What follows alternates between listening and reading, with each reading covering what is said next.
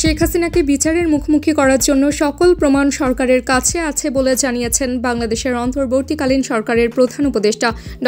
মোহাম্মদ ইউনূস। যুক্তরাজ্য ভিত্তিক সংবাদ মাধ্যম স্কাই নিউজকে দেওয়া সাক্ষাৎকারে তিনি কথা বলেন। শেখ হাসিনার বিচারের সঙ্গে নির্বাচনের কোনো সম্পর্ক নেই বলে মন্তব্য করেছেন বিএনপির স্থায়ী কমিটির সদস্য আমির খসরু মাহমুদ চৌধুরী। বুধবার রাজধানীর একটি হোটেলে বিএসবিআর আয়োজিত গোল টেবিল বৈঠক শেষে সাংবাদিকদের কথা বলেন তিনি।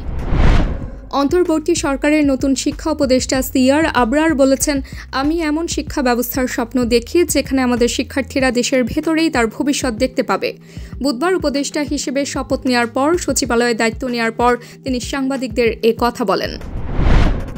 অন্তর্বর্তী সরকার ব্যবসা বাণিজ্যে গতি আনার চেষ্টা করছে বলে জানিয়েছেন অর্থ উপদেষ্টা ড. সালেহ উদ্দিন আহমেদ। আজ বুধবার সচিবালয়ে সরকারি ক্রয় সংক্রান্ত উপদেষ্টা পরিষদ কমিটির বৈঠক শেষে সাংবাদিকদের এক প্রশ্নের জবাবে এসব কথা বলেন অর্থ উপদেষ্টা। জোড়া সেঞ্চুরিতে প্রোটিয়াদের সামনে রেকর্ড সংগ্রহ নিউজিল্যান্ডের। চ্যাম্পিয়ন্স ট্রফির দ্বিতীয় সেমিফাইনালে রাচিন রবীন্দ্র ও ক্যান উইলিয়ামসনের জোড়া সেঞ্চুরিতে 6 উইকেটে 362 রান করেছে নিউজিল্যান্ড। চ্যাম্পিয়ন্স ট্রফিতে এটি এক ইনিংস সর্বোচ্চ রানের রেকর্ড। ফাইনালে যেতে হলে রেকর্ড ভাঙতে হবে দক্ষিণ আফ্রিকাকে, করতে হবে 363 রান। পাকিস্তানের খাইবার পাখতুনখাওয়া প্রদেশের বান্নু শহরের একটি সামরিক স্থাপনায় 2টি আত্মঘাতী বোমা হামলা চালানো হয়েছে। এতে 10 জন নিহত ও 25 জনেরও বেশি আহত হয়েছেন।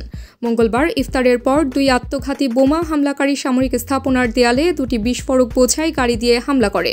এতে দেয়াল ভেঙে গেলে 5 থেকে 6 জন সন্ত্রাসী সেনা নিবাসে প্রবেশের চেষ্টা করে।